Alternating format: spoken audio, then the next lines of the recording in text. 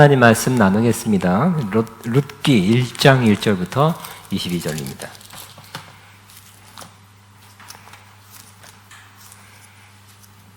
제가 룻기를 한 2년 전에 했거든요. 2년 전에 했는데 야간 글로벌에서 했던 것 같아요. 그 전엔 한 2, 3년 전에는 학교 수업에서 했고, 그래서 참 중복된다 하는 마음이 있어서 안 하고 싶었는데, 이 룻기가 그 배경이 어디예요? 결국은 광야죠. 우리 광야의 영성 66번째인데, 광야에서 이스라엘 백성이 광야를 지나면서 겪으면서 배운 여러 가지 신앙적인 경험, 또 교훈을 우리도 좀 받기 원해서 일단 1장은 하겠습니다. 2장은 또 감동되면 2장, 3장 할 것이고요. 광야, 다윗도 광야 생활했잖아요. 광야 생활. 우리 출애굽기 다 냈어요. 조금 했고요. 민수기, 신명기 조금 했고, 또 창세기에 나타난 광야 생활, 신앙의 사람들이 광야 생활 통해서 어떻게 신앙생활했고, 어떻게 교훈을 얻었고, 어떻게 성장성숙했나, 어떻게 준비됐나를 보았습니다. 이 광야의 영성, 이 나오미도 광야를 거쳤어요. 그래서 우리 이 광야 생활한 이들을 통해서 우리는 좀 좋은 교훈을 받을 수 있다고 생각하기 때문에 다시 룻기를 같이 나누게 되었습니다. 룻기 1장을 같이 있습니다. 시작. 사사들이 치리하던 때에 그 땅에 흉년이 드니라. 유다 베들레헴에 한 사람이 그의 아내와 그와 두 아들 데리고 모압 정에 가서 거류하였는데, 그 사람의 이름은 엘리멜렉이요 그 아내의 이름은 나오미요 그 두 아들의 이름은 말론과 기련이니, 유다 베들레헴의 에브라 사람들이 터라. 그들이 모압 정에 들어가서 거기 살더니 나오미의 남편 엘리멜렉이 죽고 나오미와 그의 두 아들이 남았으며, 그들은 모압 여자 중에서 그들이 아내를 맞이했는데, 하나의 이름은 오르바요 하나의 이름은 룻이더라. 룻이 거기서 거주한 지 10년쯤에 말론과 기련 두 사람이 다 죽고, 그 여인은 두 아들과 남편의 뒤에 남았더라. 그 여인이 모압 지방에서 여호와께서 자기 백성을 돌보시사 그들에게 양식을 줬다 함을 듣고, 이에 두 며느리와 함께 일어나 모압 지방에서 돌아오려 하여 있던 곳에서 나오고, 두 며느리도 그와 함께하여 유다 땅으로 돌아오려고 길을 가다가 나오미가 두 며느리에게 이르되, 너희는 각기 너희 어머니 집으로 돌아가라. 너희가 죽은 자들과 나를 선대한 것 같이 여호와께 너희를 선대하시기를 원하며, 여호와께서 너희에게 허락하사 각기 남편의 집에서 위로를 받게 하시기를 원하노라 하고, 그들에게 입맞춤에 그들이 소리를 높여 울며 나오미에게 이르되, 아니니이다. 우리는 어머니와 함께 어머니의 백성에게로 돌아가겠나이다 하는지라. 나오미가 이르되, 내 딸들아 돌아가라. 너희가 어찌 나와 함께 가려느냐? 내 태중이 너희 남편이 될 아들들이 아직 있느냐? 내 딸들아 되돌아갈지어다. 나는 늙었으니 남편을 두지 못할지라. 가령 내가 소망이 있다고 말한다든지 오늘 밤에 남편을 두어 아들을 낳는다 하더라도 너희가 어찌 그들이 자라기를 기다리겠으며 어찌 남편 없이 지내겠다고 결심하겠느냐? 내 딸들아 그렇지 아니하니라. 여호와의 손이 너를 치셨으므로 나는 너희로 말미암아 더욱 마음이 아프도다 하매, 그들이 소리를 높여 다시 울더니 오르바는 그의 시어머니에게 입맞추되 롯은 그를 붙쫓았더라. 나오미가 또 이르되, 보라, 내 동서는 그의 백성과 그의 신들에게로 돌아가나니 너도 너의 동서를 따라 돌아가라 하니, 롯이 이르되, 내게 어머니를 떠나며 어머니를 따르지 말고 돌아가라. 강권하지 마옵소서. 어머니께서 가시는 곳에 나도 가고 어머니 백성이 나의 백성이 되고 어머니의 하나님이 나의 백성이 되시리니, 어머니께서 죽으시는 곳에 나도 죽어 거기 묻힐 것이라. 만일 내가 죽는 이후에 어머니를 떠나면 여호와께서 내게 벌을 내리시고 더 내리시기를 원하시나이다 하는지라. 나오미가 롯이 자기와 함께 가기를 굳게 결심함을 보고 그에게 말하기를 그치니라. 이에 그 두 사람이 베들레헴까지 갔더라. 베들레헴에 이를 때 온 성읍이 그로 말미암아 떠들며 이르기를, 이가 나오미냐 하는지라.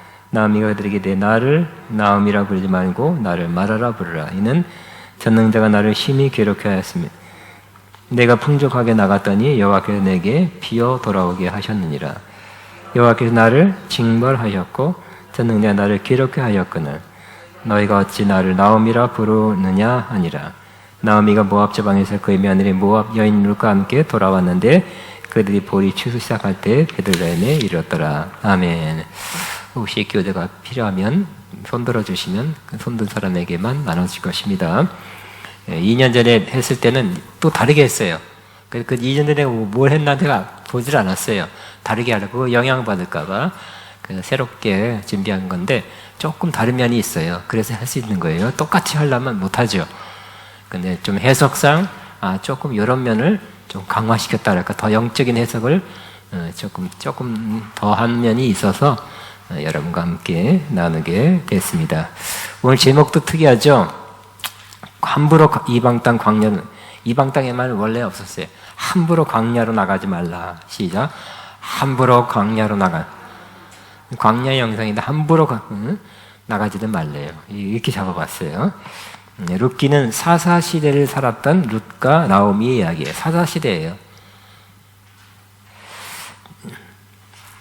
우리가 출애굽해서 광야 생활 지나서 가나안 정복을 했죠. 정복을 하고 나서 정복 기간도 걸렸고요. 그 다음 다 정복 끝난 다음에 사사 시대가 펼쳐졌어요. 여기 보니까 사사 시대는 BC 1390년에서 1050년까지 300년간의 사사가 다스리는 시대. 사사가 다스린 다음에 사람들이 요구했죠. 우리도 다른 나라처럼 왕을 주소서. 왕정 정치가 돼야 다른 나라처럼 막강한 나라가 될 것 같습니다. 왕 중심으로 뭉쳐서 그렇게 강한 나라가 될 것 같습니다. 요구했잖아요. 그 사무엘에게 결국 사무엘 통해서 하나님께 요구한 거예요. 그래서 왕정 정치, 사울 왕, 다윗 왕, 솔로몬 왕 이렇게 된 것입니다. 그 시대는 BC 1390에서 1050년 사사 시대 중에인데 물론 이 룻기는 후대 수백 년 후에 쓰였다고 합니다.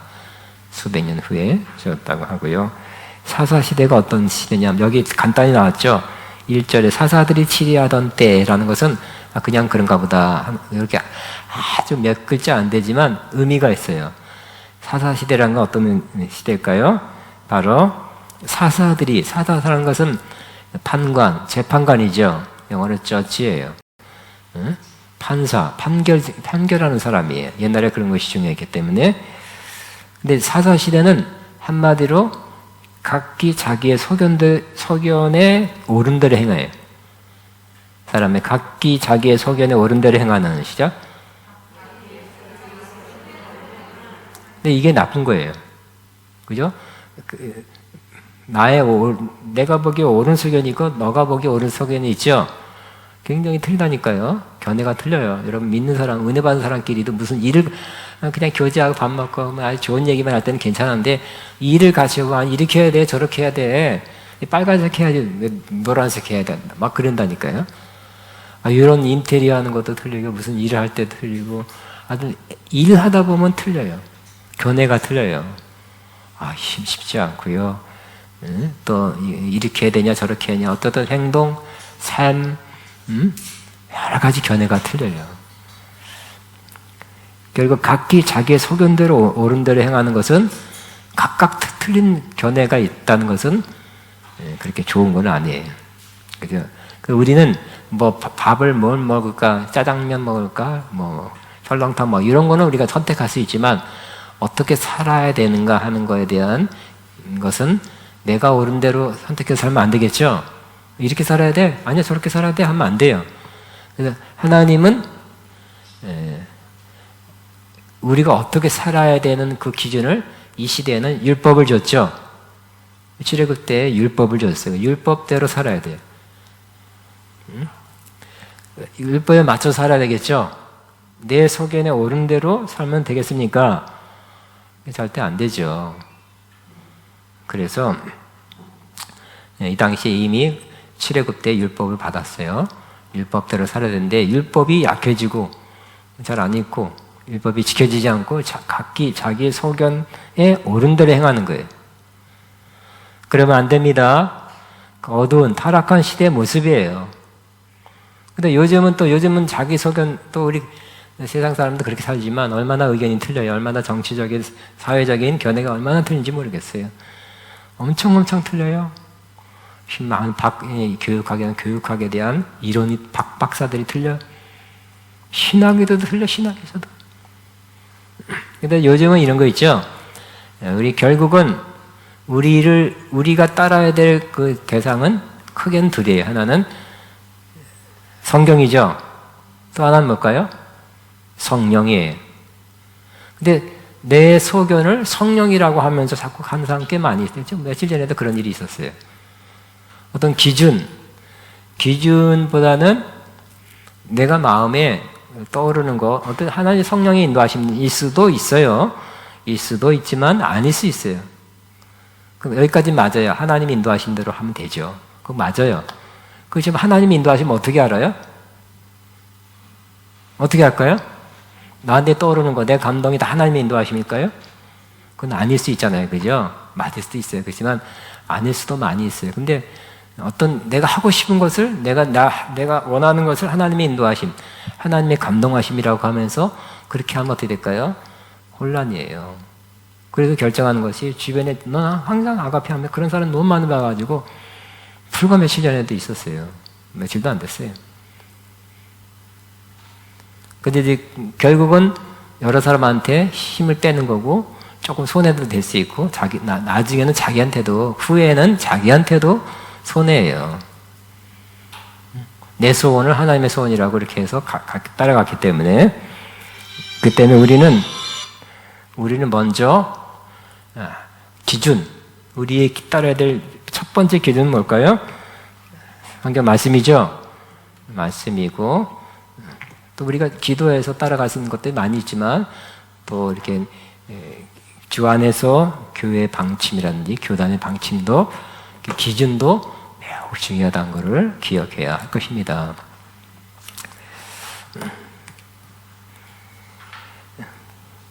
자, 근데 그 땅에 사사들이 치리하던 이스라엘 땅에 흉년이 들었다고 말씀합니다. 이 세상에, 이 세상, 그러니까 지금 광야예요. 광야에 흉년이 들었어요.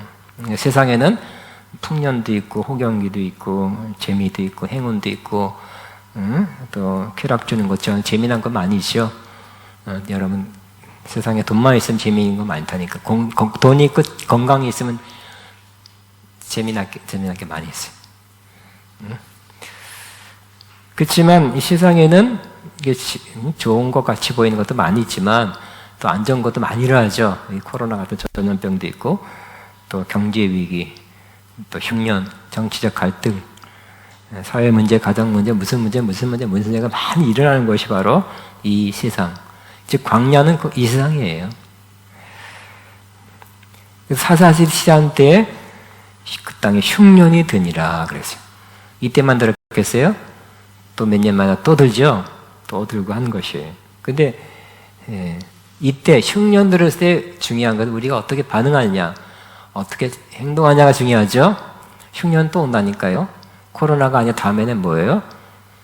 무슨 이상한 이름, 뭐 사스, 뭐 메르데스, 뭐 이렇게 뭐 어쩌고 하듯이 이 코로나 같은 것이 또 올 수도 있잖아요. 가능성이 있잖아요, 그죠? 이 바이러스가 잘 변형된다 그래요. 그리고 각 나라에서 세균 폭탄을 준비하기 위해서 뭐 이렇게 배양을 한다는데, 이것들 미안합니다, 이게 우리 치료. 그거 뭐 어디 중국의 어디는 뭐 1000개 넘는 그 배양하는 그런 저장소가 있다는데 그게 잘못 흘러나오면 안 되겠죠. 흘러나오면 꼭 뭐 중국만 그러겠어요. 다른 나라도 어쨌든 극단적으로 이 전쟁을 이기고 봐야 되니까 핵 말고 수소폭탄 뭐 더 중성자탄 뭐 하여튼 모르겠어요. 굉장한 살상 무기를 서로 여기 가니까 나도 해야 돼. 이 나라에서, 러시아에서 하는데 미국이 가만히 있을 수 있어요? 안 되죠. 해야 돼요. 네, 그런데, 그렇기 때문에 이 세상에서는 항상 위험이 도사리고 있어요. 여러 가지 문제로. 그 상황에서 가끔씩 이 문제가 터지고 저 문제가 터지고 하는데 우리의 반응이 중요해. 그 문제가 터졌을 때 우리가 어떻게 반응하는가 중요해요. 여기 어떻게 반응했어요? 유다 베들레헴의 한 사람이 그의 아내와 두 아들 데리고 모압 지방에 가서 거류했어요. 이 모압 지방 가기로 했어요. 옆 나라 갔어요. 거기 가면 먹을 거 있겠다 하고. 응? 거기는 흉년 아니겠지? 이게 또 문제야. 근데 여기 성경에는 이렇게 써 있지만 이거를 이전에 나와 있는 성경과 이렇게 비교해 보면 이게 문제였다는 거예요. 그냥 성경에 뭐라 그랬어요? 모압 지방에 간다는 것은 결국 성경, 그 당시의 율법에 어긋나는 것이에요. 민수기, 여기 떠났죠. 36장 6절 9절에 하나님이 주신 기업으로 주신 땅을 지켜야 됐다는 것이었어요. 한번 찾아볼까? 민수기 36장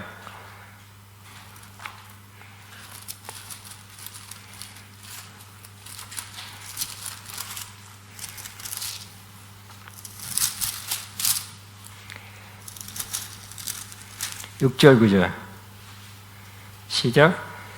슬로핫의 딸들에 대한 여호와의 명령이 이러하니라. 이르시되 슬로브핫의 딸들은 마음대로 시집가려냐 오직 그 조상 지파의 종족에로만 시집갈지며 그래야 이스라엘 자손의 기업이 그 지파에서 저 지파로 옮기지 않고 이스라엘 자손이 각기 조상의 지파의 기업을 조상 내는 기업 유산이 있죠. 땅이 있죠. 지켜야 된다는 거예요. 자, 8절 이스라엘 자손 지파 중 그 기업을 이은 딸들은 모두 자기 조상 지파에 동족된 사람의 아내가 될 것이라. 그리하면 이스라엘 자손이 각 조상의 기업을 보존하게 되어 그 기업이 이 지파에서 저 지파로 옮기게 하지 아니하고 이스라엘 자손 지파가 각기 자기 기업을 지키리라. 그러니까 민수기니까 출애굽 때 하신 말씀, 명령하신 율법이에요. 예를 들어서 100년, 200년 지났다가 이건 무시해야 됩니까? 아니죠. 아직 율법 아래에 있는 시대예요. 시대도, 사사시대도. 그러니까 율법을 지켜야 되겠죠. 난 몰라요 하면 안 돼요. 응? 100년, 200년 세월 지났어도 율법은 지켜야 되는 거예요. 근데 지금은 율법 시대라고 할 수 없죠. 은혜 시대예요. 그렇기 때문에 지금은 아니지만 그때는 지켰어야 돼요.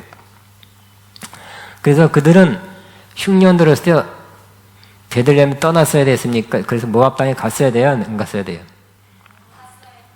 안 갔어야 돼요? 알긴 잘하십니다. 근데 어렵다고 또 가는 거야. 또 어디 돈 번 때문에 어디 풍년 든 곳을 찾아가는 거야. 돈 많이 주는 직업 찾아간다든지 이렇게 찾아가는 게 문제예요. 그러니까 여러분 흉년 들고 문제가 있을 때 어떻게 돼요? 최선은 나쁜 것은 이와 같이 무슨 고생 하기 원하면 떠나야 돼. 응? 저와 여러분이 할 최선은 여러분이 있는 곳에서 그냥 견디는 거예요. 참는 거예요. 그것을 받는 거예요. 응? 흉년이 들었으면 흉년을 받으면서 살아야 돼요. 좀 불편하죠? 지금 반찬 5개가 이제 2가지를 뚫어줄 수 있어요. 밥 양도 뚫어줄 수 있어. 경제가 좀 약해질 수 있어요. 그래도 팔을 거 팔아야 될 수도 있어요. 그래도 거기 있었어야 돼요. 하나님이 가게 하는 건 가야 돼. 광야도 하나님 인도하시면 가야 돼요. 그렇지만 흉년 들었다고 어렵다고 내가 스스로 결정해 가는 것은 하나님의 뜻이 아닙니다. 그럼 내가 있는 곳에 문제가 터졌다고 내가 있는 곳에 어려움이 생겼다고 쉽게 그것을 탈피하고 떠나고 갈라지고 이런 것은 하나님의 뜻이 아닐 수가 있는 것입니다. 우리 하나님이 가도록 인도하지 않으시면 어렵다 해도 견디며 머물러 있어야 하는 것입니다. 또 간 사람은 그래요. 하나님이 인도하셔 갔다 그래요. 또 하나님 감동 주셔서 갔다 그래요. 또 근데 가서 고생하고 나서 아니었네요. 그런다니까 나중에 가서 어떻게 됐을까요? 그 결과 어떻게 해서 성경이 그대로 나오면 다시 룻기로 돌아옵니다. 파라. 여기 이전엔 가족이 나와요. 가장이 엘리멜렉이고요. 아내 나오미, 아들 말론과 기럧. 거기 살더니 3절에 나오미의 남편 엘리멜렉이 죽고 나오미와 그의 아들 두 아들이 남았다 그랬어요. 와, 남편이 죽었어요. 그 당시에는 제일 중요한 사람은 그 가장이죠. 가장이 죽었으니 어떻게 될까요? 아들과 아내 나오미만 남은 거예요. 나오미하고 이제 그 자고 며느리들이 남은 거예요. 그러니까 가장 중요한 사람이 죽었어요. 근데 또 이제 두 아들을 결혼시켰어요. 4절에 그들은 모압 여자 중에서 그들의 아내를 맞이했는데 하나는 이름은 오르바요, 하나의 이름은 루시드라. 그들이 거기에 거주한 지 10년쯤 되어 말론과 기럧 두 사람이 다 죽고 그 여인은 두 아들과 남편 뒤에 남았더라. 또 이 하나님의 백성이 모압 여자와 결혼한 것도 또 잘못이야. 어떻게 됐을까요? 이런 세상에 이런 일이, 아들 둘이 또 죽은 것입니다. 그러니까 거기에 남자 셋, 여자 셋이 한데 남자 셋이 다 죽고 여자 3명 남았어. 그러니까 정말 일어나지 않아야 될, 일어나기 어려운 일이 일어났고요. 정말 이거 꿈인가 생신가 할 정도로 어째 이런 일이 나한테 일어났을까 하는 그러한 일이 그에게 일어나게 된 것입니다. 그러므로 이 남편은 가장이고 기둥이에요. 아들은 뭘까요? 아들이 이 가정에서 차지하는 그 의미는 바로 희망이죠. 아들이 희망이에요. 옛날엔 또 아들 희망이었어요. 중요했어요. 아들 둘이 더 죽었네요. 그러니까 이 나오미에게는 남은 게 있어요, 없어요? 하나 없죠. 남편 없죠. 두 아들 없죠. 돈도 없죠. 뭐가 있을까요? 땅도 없죠. 먹을 것도 없죠. 하나도 없네. 하나도 없어. 일단 남편을 의지하는데 의지할 것이 없는 거예요. 아들을 의지해서 좀 마음 붙여 살라는데 아들도 없어요. 돈이라도 강청 많으면 강남 무슨 땅 부자 가부 이렇게 되면 돈이라도 의지할 돈도 없어. 의지할 것 하나도 없어요. 그러니까 이런 결과를 초래하게 되었다는 것입니다. 바라보고 살 것이 하나도 없어요. 근데 이것은 영적으로 해석할 수 있습니다.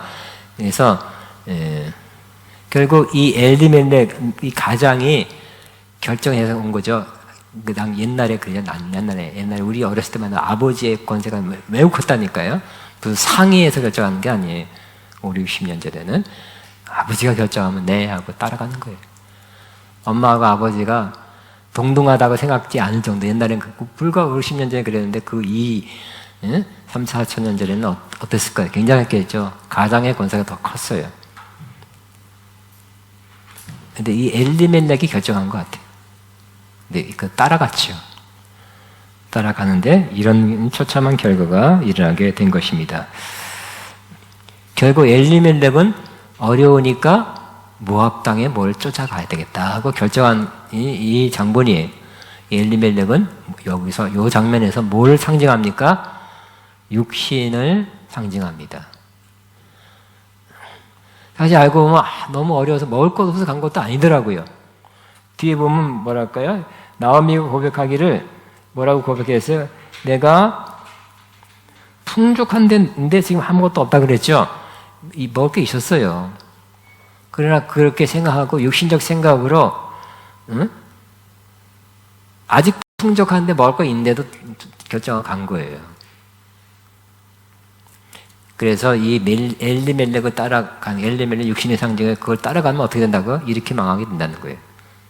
그래서 영적으로 해석합니다. 그래서 로마서 8장 12절에 우리가 빚진 자로되 육신에 있어서 육신대로 할 것이 아니니라. 너희가 육신대로 살면 반드시 지우리로되 그랬죠. 육신을 따라가서는 안 됩니다. 육신을 계속 따라가면 어떻게 될까요? 당장 아무것도 안 일어나네. 응? 아이고 뭐 아무것도 안 일어나는데 괜히 그런 거 아니라 시간을 두고 보면 여러분 시간을 두고 보면 육신대로 계속 따라가면 이렇게 안 좋은 일이 생길 수 있다니까요. 그래서 여러분 죄를 져놓고 하나님 나 벌하지 않네요. 그게 아니라니까요. 계속 반복해서 시간적으로 이렇게 계속 그 삶을 살면 언젠간 하나님이 징계한다는 것도 기억하시기 바랍니다. 성경대로입니다. 육신대로 살면 어떻게 된다고요? 반드시 죽으리로되 그랬어요. 그래서 이 두 아들과 남편을 잃고서 이 나오미는 정신을 차리고 또 뭐 어떻게 할 수가 없어서 어찌 할 수 없어서 아무것도 없으니까 결국 소식이 들었어요. 옛날도 소문은 빠르니까 이 베들레헴 이스라엘 땅 베들레헴에 하나님이 그들이 먹을 걸 줬다. 즉 모든 이스라엘 사람들은 다 하나님 중심의 사고 방식을 하거든요. 흉년 뜬 것도 하나님이 하게 하셨다. 또 먹을 걸 줬으면 하나님이 먹을 걸 주셨다. 이렇게 생각해요. 하나님이 이들 백성에게 먹을 걸 줬다는 거 소식을 듣고 하나님이 이제 그 징계와 노를 푸셨다. 이게 돌아갈 수 있다. 돌아가면 된다는 마음을 갖게 된 것입니다. 돌아가기를 결심합니다. 그러나 돌아갈 때 그냥 돌아간 게 아니라 재수 없어서 뭐 그게 아니라 우연히가 아니라 하나님 여호와의 손이 나를 치셨으므로 하나님의 징계를 받아서 이렇게 됐다고 그렇게 뉘우친 것입니다. 회개한 것입니다. 그러니까 이렇게 어려움 당할 때 내가 자초한 거 육신을 따라가서 우리가 이런 일이 생겼으면 뉘우치고 회개해야 할 것입니다. 저것 때문에 그래. 아니 운이 없어서 그렇다 뭐 어쩌고 씨를 잘못 뿌려서 뭐 어쩌고 이런 게 아니라 하나님이 징계해서 그랬다. 이렇게 뉘우치고 회개하면 좋은 일이 또 시작되게 될 것입니다. 이 돌아가려 보니까 누가 보여요? 두 며느리가 보인 거예요. 근데 나는 돌아갈 수 있지만 나는 내 민족에 돌아가지만 이 두 여자는 모압 여자잖아요. 그 생각에 모압 여자는 모압 땅에 사는 게 좋지 않겠나 그렇게 생각한 거죠. 이 며느리를 생각하는 것도 있고 또 이스라엘 돌아갔을 때 이 사람들이 또 모압 여자, 이방 여자라고 또 이렇게 멸시받으면 어떡할까 이렇게 생각할 수도 있었을 것입니다. 어쨌든 두 며느리를 생각해 준 거예요. 그래서 며느리를 불러놓고 말했죠. 나는 너희로 말미암아 마음이 아프도다 그랬죠. 좋은 시어머니죠. 며느리를 생각해 주는 마음이 아픈 거예요. 남편들이 준 것도 마음 아프고 너희들 홀로 남은 것도 마음 아프고 가자니 그렇고 남겨도 그러지만 뒤에 나옵니다. 그러나 너희가 젊으니까 이스라엘 가서 결혼하는 것보다는 그 사람들이 이스라엘 사람들이 거기 가서 모압 여자 결혼 잘 안 해줄 가능성이 많죠. 그러니까 이 땅에서 재혼을 살으라고 권면한 것입니다. 근데 한 며느리는 어머니 아유 어떡해요 싶어요. 하다가 그러면 어머니 뜻이니 난 돌아가기 싫다고 허깅하고 키스하고 돌아갔죠. 근데 한 며느리 그 이름은 룻이에요. 룻은 아닙니다. 완강히 거부한 것입니다. 그래서 시어머니를 끝까지 따라가겠습니다. 무슨 말을 하십니까? 난 이미 그 마음에 어머니 따라가기를 이미 결정해 놓고 있어요. 그런 말 하지 마세요. 단호히 거부했어요. 14절시 그들이 소리 높여 다시 울더니 오르바는 그의 시어머니에게 입맞추되 인사해요. 룻은 그를 붙쫓았더라 그랬어요. 그를 붙쫓았다. 영어로 보니까 클롱 붙어 있었다 그랬어요. 비슷하네요. 붙었어. 시어머니는 붙어 있었어. 요즘 시어머니에 붙어 살기 좋아하는 며느리 있을까요? 떨어져 살기 원하죠. 근데 붙어 산대. 이게 며느리 가문은 참 좋죠. 착한 시어머니 착한 며느리야. 뭐라고요? 붙쫓았다, 붙었다. 세상 말은 껌이다. 시어머니의 껌 될 사람이 있습니까? 없죠. 근데 이게 참 복된 결정, 복된 마음이에요. 그 말도 그래요. 말하는 것도 15절부터 나오미가 또 이르되 보라 내 동서는 나오미 이렇게 말했죠. 그의 백성과 그의 신들에게로 돌아가나니 너도 너희 동서를 따라 돌아가라 하니 롯이 16절 롯이 이르되 내가 어머니를 내가 있는 것보다 여성이 있는 룻과 같은 마음으로 룻과 같은 목소리 누가 한번 읽었으면 좋겠습니다. 방정화 지사님 한번 룻 같은 마음으로 한번 읽어 16절부터 시작. 국어책 읽지 말고 진짜 같이. 예? 예? 누가 할까요? 그러면?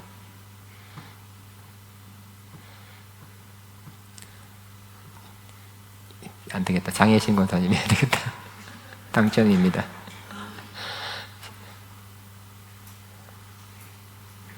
네, 이거죠. 롯이 이르되 내가 어머니를 떠나며 어머니를 따르지 말고 돌아가 강권하지 마옵소서.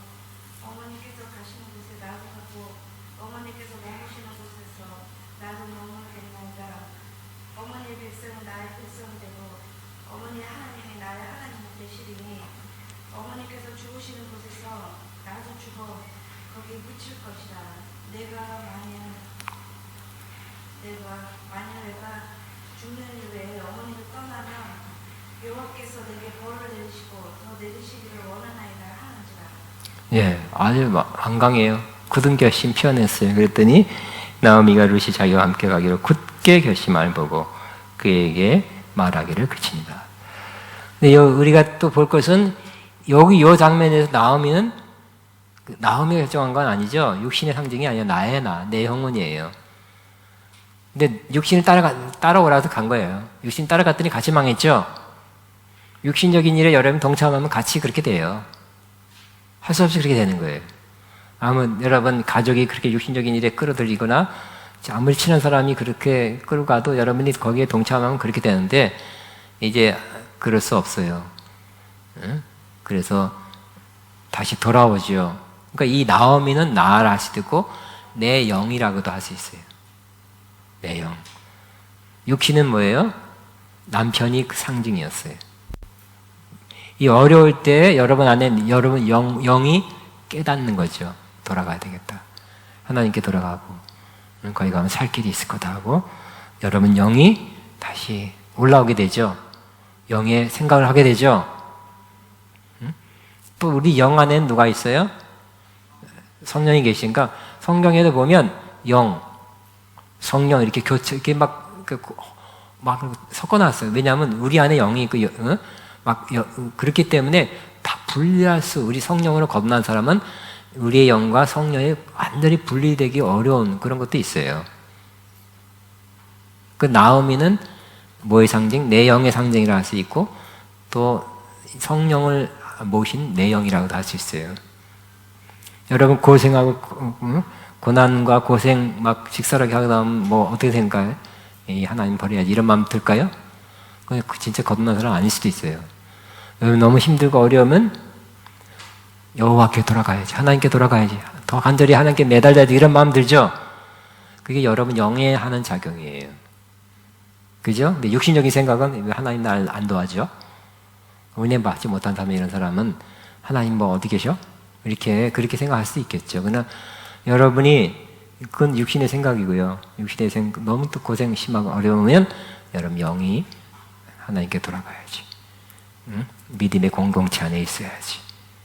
응? 하나님의 사랑과 함께 오래 살아야지 뭘 좀 먹고 살겠다 여기서 있는 거 나 잘못했어. 여기 이렇게 살았기 때문에 하나님은 우리를 쳤어.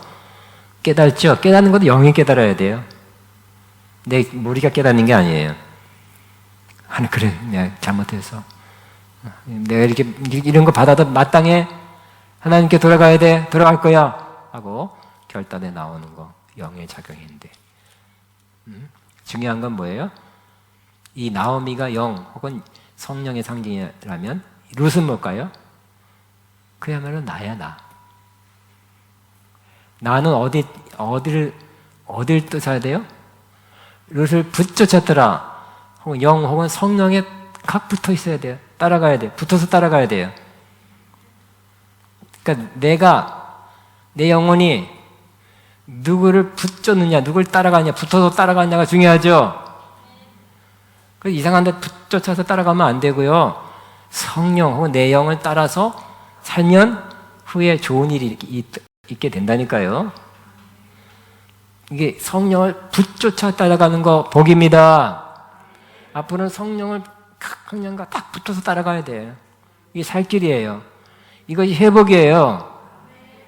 그죠? 이제는 우리는 이게 성령도 있지만 육신도 있기 때문에 오락가락 할 때가 많이 있었죠. 육신적으로 할 때도 있었어요. 육신적인 생각할 때도 있었고, 육신의 사람과 어울릴 때도 있었고, 그래서 그래 가자 이렇게 육신으로 행할 때도 있었고, 뭐 성령으로 행할 때도 있었고 막 그래요. 근데 육신을 행할수록 결국은 손해, 피해를 보는 거예요. 그러나 이제는 이 낭비할 시간이 없죠. 우리 인생에 낭비할 시간이 이제 없어요. 많이 돌아다니고 뭐 이것도 하고 저것도 하고 경험한 다음에 실패도 해보고 어쩌고 한 다음에 이제 하나님께 다시 돌아가야지. 뭐 몇 살 때까지 막 살다가 그때 하나님께 열심히 잘 믿겠습니다. 그런 사람은 잘 못 돌아와요. 그 나이에 못 돌아와. 그 삶에 배어 있어서. 그러니까 하나님께서 은혜 주셔서 징계를 주셨네. 빨리 깨달으라고, 빨리 돌아오라고. 그때 깨달은 사람, 이와 같이 마음 쓴 이 나오미, 또 그를 붙쫓은 이 룻은 복된 걸음을 시작하게 된 것입니다. 하나님께 돌아가야지. 하나님의 믿음의 공동체에 내가 돌아가야지. 나 혼자 무슨 모압 당해서 먹고, 뭐 자기 가족끼리 잘 살라고 내려간 게 옳은 거예요? 믿음의 공동체 안에 있어야 됩니다. 나 혼자 가서 기도원에 콕 박혀서 방콕 아니면 기도원 콕 하고 있다고 우리 가족끼리 뭐 모여서 뭐 거기서 우리 가족끼리만 예배드리고 이거 별로 바람직하지 않네요.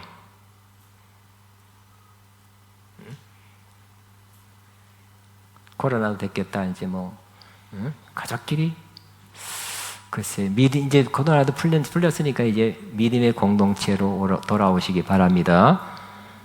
나라는 것이 나도 뭐 해야 되겠다 하는 마음이 있으면 믿음의 공동체로 들어오기 어려워요. 그러나 이제 성경대로 하면 믿음의 공동체로 베들레헴 좀 인간적으로 좀 창피하지만 돌아가는 거예요. 믿음의 공동체 안에 내고 나 거기서 살아야 돼. 이제 우리 루사 우리 둘이 이제 신앙생활 하자. 나오미 룻교회 뭐 이렇게 하지 말고 그냥 믿음의 공동체로 들어가시기 바랍니다. 아멘이니까 하나님은 우리 가운데 계시죠. 우리 공동체 안에 계신 우리 공동체를 성전 삼아 계신 하나님이란 것을 기억하시기 바랍니다. 자, 그래서 이 교훈은 룻이 나오미를 따라갔다는 것은 따라서 진짜 갔어요. 베들레헴에 갔어요. 이것은 우리가 성령을 따라 행해야 된다는 것을 상징으로 모형으로 보여주는 것입니다.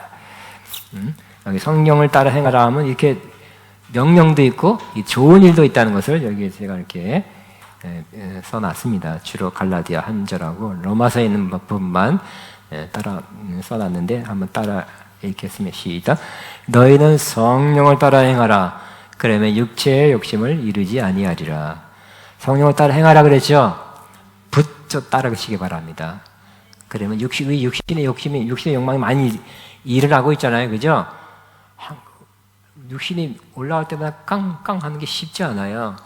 근데 성령을 따라하면 거기에 몰두하기 때문에 쉬운 거예요. 응? 그러니까 우리 안에는 많은 육신적 생각, 육신적 욕망, 육신적인 일 많이 하기 쉬워요. 어려워요. 여기 땅치 여기 또 뛰어 뿅 또 삥 하고 나니까 성령을 따라 행하는 것이 해답입니다. 그 다음에 우리 육신을 따라 행하면 자 너희가 만약 성령이 인도하신 바가 되면 율법 아래 있지 아니하리라 그랬어요. 그래서 다운표가 없어요. 있어야 되는데 성령이 인도하시면 계속 따라가는 게 그 최고예요. 그러면 율법 아래에 있으면 결국은 죄를 짓게 되고 사망에 이르죠. 성령 아래에 있으면 생명이에요. 그 다음에 성령의 열매 같이 시작. 어디 성령의 열매는 사랑과 희락과 화평과 오래 참과 자비와 양성과 충성과 온유와 절제니 이 같은 것을 금지하고 성령을 따라 행하면 성령의 열매를 맺는다는 거예요. 그죠? 성령을 따라 행하면 그렇게 되는 거지. 그냥 안다고 되는 거 아니죠? 외웠다고 되는 것도 아니죠? 여기 이 9가지 열매 중에 6가지는 할 수 있어요, 여러분. 외울 수 있어. 그죠? 6가지 열매 맺는 건 아니야. 하나도 못 맺는 사람이 있어? 오래 참으면 열매 맺고 있어요? 형민아. 외우는 거하고 진짜 성령을 따라서 열매 맺는 거하고 틀리죠? 온유한 것도 마찬가지. 그 성령을 따라 행하면 그 열매가 그 맺어진대요. 와우. 자, 육신을 따르는 자, 시작. 여기 8장 4절이네, 시작. 육신을 따르지 않고 그 영을 따라 행하는 우리에게 율법의 요구가 이루어지게 하려 합니다. 그 성령을 따라 행하면 율법의 요구가 이루어진대요. 그 율법을 지키게 되는 거예요. 그 다음에 율법의 제사 뭐 그런 거 지키라는 게 아니라 율법이 요구한 도덕적인 거, 이런 거, 윤리적인 걸 지킬 수 있게 되는 거예요. 그 다음에 5절, 6절 시작. 육신을 따르는 자는 육신의 일을, 영을 따르는 자는 영의 일을 생각하나니 육신의 생각은 사망이요 영의 생각은 생명과 평안이니라. 와, 영을 따라가니까 생각도 영의 생각하게 되고 결과는 뭐라고요? 생명과 평안을 갖게 되는 거예요. 그러니까 여러분 생각도 5만 가지 생각 다 하시죠? 별의별 생각 다 하시죠? 근데 앞으로 성령의 인도함 받아 성령을 따라 행하면 이와 같이 결국은 생각만 잘해도 생명과 평안을 갖고 온대요. 그러니까 우리는 항상 성령 충만해서 그 생각만으로도 마음이 기쁘고 생각만 해도 치료되고, 그죠? 좋은 일이 일어날 가능성이 많이 있어요. 긍정적인 일이 일어날 가능성이 훨씬 높아지는 거예요. 생각만으로. 또 하나님의 인도함 받는데 시작. 무릇 하나님의 영으로 인도함을 받는 그 사람은 곧 하나님의 아들이다. 그래서 하나님의 인도함도 받아요. 영을 따라가면.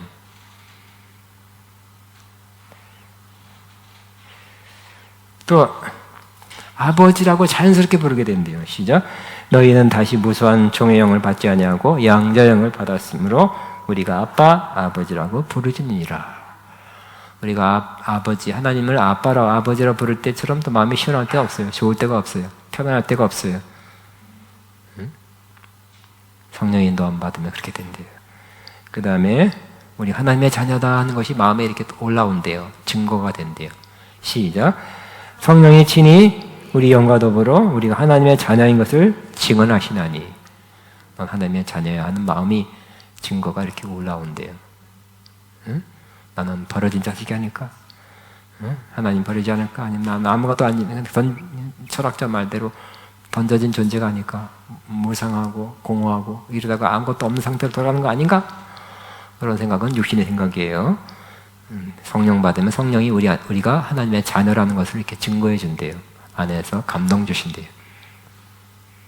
성령이 우리 안에, 성령을 따라가면 이와 같이 좋은 일이 엄청 많죠. 육신 따라가면 결국은 뭐예요? 사망이에요. 육신의 열매 안 써놨습니다만 뭐 굉장히 많죠. 굉장히 나쁜 욕망들, 나쁜 마음들 많이 이래 가게 돼요. 그러니까 우리는 중간적 존재예요. 뭐라고요? 성령을 따라가느냐? 따라갈 수도 있고요. 육신을 따라가느냐? 육신을 따라갈 수도 있어요. 선택하시기 바랍니다. 성령을 선택하시기 바랍니다. 성령을 붙잡으시기 바랍니다. 그러면 이와 같이 좋은 열매, 결국 생명과 평안이에요. 이 좋은 열매는 우리가 선택해서 가야 돼요. 이 룻은 선택을 잘했죠?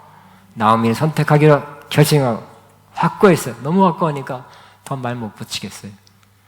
우리도 확실하게, 확고하게 성령을 따라가야죠. 그건 교회에서 한 소리고요. 집에 가서 안 그러겠습니다. 그러면 안 돼요. 확실하게 따라가야 돼. 붙쫓아야 돼. cling, 붙어있다. 성령과 붙어있어요. 안 떨어져요? 안 떨어져? 뛰지 마세요. 뛰지 마세요. 떨어질 수도 있거든요. 뛰지 마세요. 함부로 뛰지 마세요. 난 붙어 있겠습니다. 그래 따라가면 이와 같이 좋은 일이 많이 일어나는데 앞으로의 삶은 그래야 될 것입니다. 자, 나오미와 룻이 베들레헴에 돌아왔습니다. 돌아오니까 그럼 여기 또 내용을 다 안 썼습니다. 마침내 돌아왔어요. 창피했죠? 옛날엔 요즘은 아니지만 과부된다는 게 지금 참 어떻게 했을까요? 그 그 내려가더니 그런 말도 많이 들었을 거고, 그 남편도 죽었대, 아들도 죽었대, 소문이 이미 다 났어요. 과부된 것도 슬픈데, 돈 없는 것도 슬픈데, 거기다가 사람들 말이 힘든 거죠, 말. 어쩌대. 평가가 힘들어요. 그래도 돌아갔어요. 그래도 돌아가시기 바랍니다. 그 상태, 그 지경에서 돌아가세요. 응? 이제서 돌아오네. 그래도 돌아가세요. 응? 그러니까 여러분은 하나님께 돌아가 하나님의 공동체로 돌아가는 게 여러분 살 길이야. 누가 뭐래도, 사람들이 뭐라 그래도, 부끄러워도 창피해도 자존심 버리고 그래야 돼. 그죠?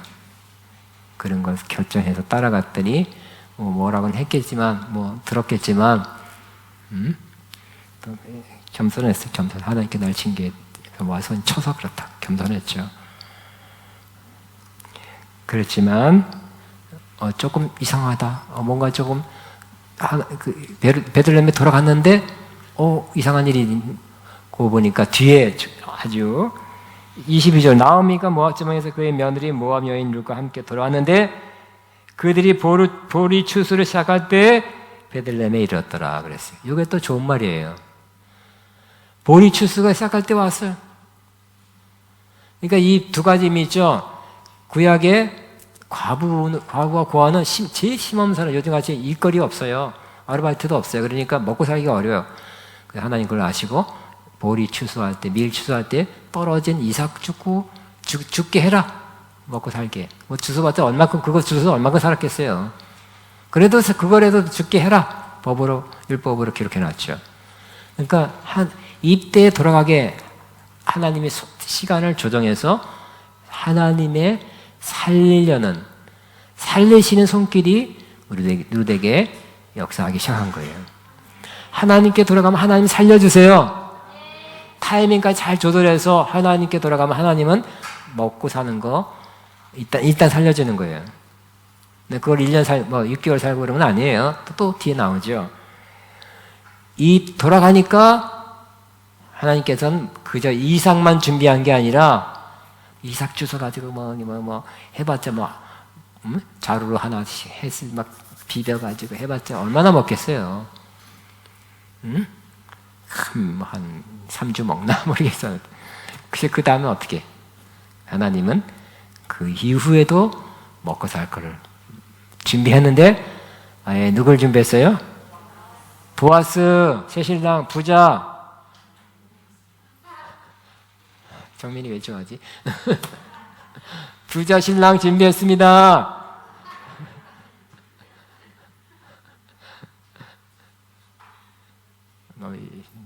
누구의 입이 제일 큽니다. 하나님이 부자 신랑 준비했어. 할렐루야. 그러므로 그렇게 이런 일이 처참한 일이 안 당했으면 좋을 뻔했지만 그래도 돌아가면 하나님은 자비와 긍휼을 베푸시고 회복시켜 주세요. 그죠? 그 남편 잃은 건 쓰라는 상처는 아직 조금 있겠지만 더 좋은 일로 하나님은 갚아주세요. 좋으신 하나님이죠. 한대 꿀밤 때리면 옛날에 비해서는 이만큼만 회복한다가 아니라 그 이상으로 회복했죠. 보아스를 만나, 부자 남편 만나고 또 자손 낳고 예수님의 조상이 됐잖아요. 그의 또 나오미는 그의 시어머니가 되고 놀라운 일로 하나님 갚아주시는데 역전 드라마죠. 해피엔딩이죠. 처음엔 어떻게 시작해요? 정말 비참한 여인의 운명에서 복된 여인으로 행복한, 응? 축복된, 그 비교할 수 없는 좋은 모습으로 회복이 아니라 그 이상으로 하나님은 선을 베풀어 주셨는데, 이 운명이라 제일 좋죠. 이 운명과 비슷하게 여러분도 후반부가 징계, 환란, 시험 어떤 있었어도 그때는 이렇게 몇 번에 있었지만 잘 대처를 못했는데, 그때 정신 차리고 환란, 시험 때 이제부터 뭘 따라가려고 결정해야 돼요? 성령. 이제 알긴 제대로 알았습니다. 성령을 따라가는 계기로 삼으시기 바랍니다. 환란, 시험, 징계 때는 그냥 자포자기하고 술 먹으러 가라는 때가 아니라, 육신의 만족을 따라가라는 때가 아니라, 이때에 이 계기로 이제부터는 성령을 따라 행해야지. 육신 따라가면 내가 이렇게 이때까지 이제 알았어, 깨달았어. 내 육신대로 살면 이렇게 또 와, 이 일이 또 와. 성령을 따라가야지 하고 점점 한 번에 또 안 돼서 사실 좀 그 점수가 높아지는 거죠. 퍼센티지가 높아지는 거예요. 이 차에 그냥 성령을 바짝 붙여주면 좋은 일이 생깁니다. 듣고 보니 내 스토리 같다. 시작. 듣고 보니 내 스토리 같다. 아멘. 뭘 준비했어요? 성령 하나님. 네, 저 그거 한번 부르고, 성령 하나님 나를 만지소서 찬양하고, 이제 성령만 따라가겠습니다 하고 결단하는 저와 여러분들이 바랍니다.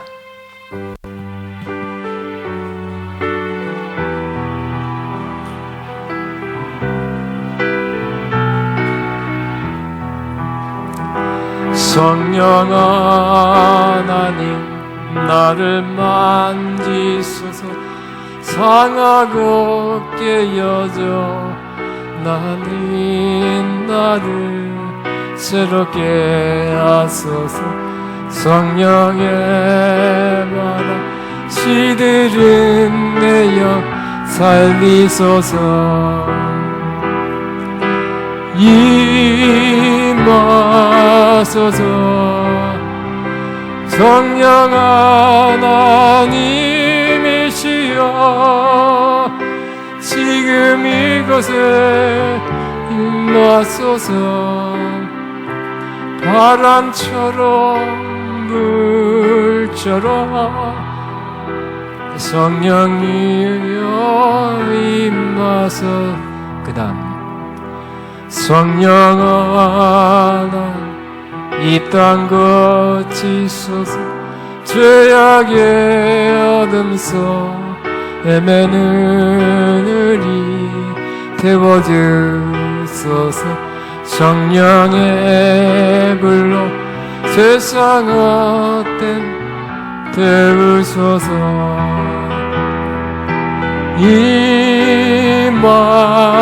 임하소서. 성령 하나님이시여 지금 이곳에 임하소서. 바람처럼 물처럼 성령이여 한번 더 하면서 기도하는 마음으로 이 나의 마음입니다. 성령아 나를 만지소서. 상하고 깨어져 지친 나를 새롭게 하소서. 성령의 바람 시들은 내 영 살리소서.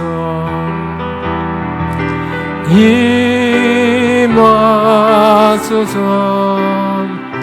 성령 하나님이시여 지금 이곳에 임하소서. 바람처럼 물처럼 성령이여 임하소서. 성령 하나 이 땅 죄악의 어둠 속 헤매는 우리 태워주소서. 성령의 불로 세상 헛된 맘 태우소서. 임하소서. 성령 하나님이시여 지금 이곳에 임하소서. 바람처럼 물처럼 성령이여 임하소서. 우리 하면 이 룻처럼 어머니 가는 건 내가 가겠습니다. 응? 어머니 백성이 내 백성이고 어머니 하나님 내 하나님 되고 어딜 가든지 거기에 어머니 따라가겠습니다. 어머니 죽는 곳에 나도 죽겠습니다. 내가 죽는 위에 어머니 떠나면 여호와께서 내게 벌 주시기를 원합니다. 절대로 안 떠납니다. 따르겠습니다 한 것처럼 성령님 이제 따르겠습니다. 어디가 성령님 따라 행하겠습니다. 이제 이게 육신대로 살 그럴 시간도 없고요. 그래서 안 된다는 거 알았습니다. 성령을 따라 행하겠습니다. 결단, 기도로 결단을 고백하시기 바라. 결단하기 하옵소서. 하지 마시고 여러분 결단하세요 그냥. 예? 기도합니다. 주여 감사합니다.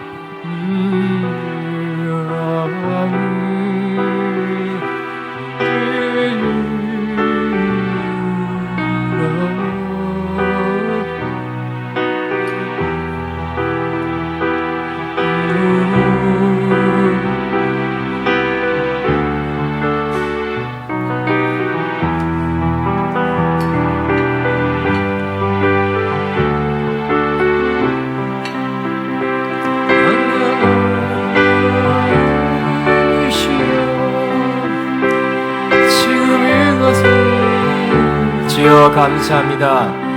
나나나나나나나 좁은 길을 걸으며 밤나게 가는 것 주의 영이 함께합니다. 세상 모든 욕망과 나의 모든 정력은 십자가에 이미 못을 박았네. 어느 밤이 지나고 무거운 짐 벗으니 주의 영이 함께함이라. 성령이 계시네. 할렐루야 함께하시네. 좁은 길을 걸으며 밤나게 입어 주의 영이 함께함이라. 아멘. 제가 기도를 마칩니다. 하나님 아버지 감사합니다. 아버지 우리는 이제부터 성령을 따라 행하게 하시고 아버지 성령으로 행하며 성령으로 살게 해 주옵소서. 성령의 열매 맺게 하시고 육신을 이기며 살게 하시고 성령의 율법의 요구를 이루며 사는 복된 삶, 아름다운 삶, 신령한 삶, 풍성한 삶, 높은 삶을 살게 해 주옵소서. 우리 오늘 다시 한 말씀을 통해서 우리 한번 결단했습니다. 성령을 따라 살기로. 루시 나오미를 따라가기로 결단했듯이 우리도 그 마음으로 결단했사오니 도와주옵소서. 평생 끝까지 성령을 따라 사는 저희 모두가 되게 하여 주옵소서. 예수님 이름으로 기도합니다. 아멘.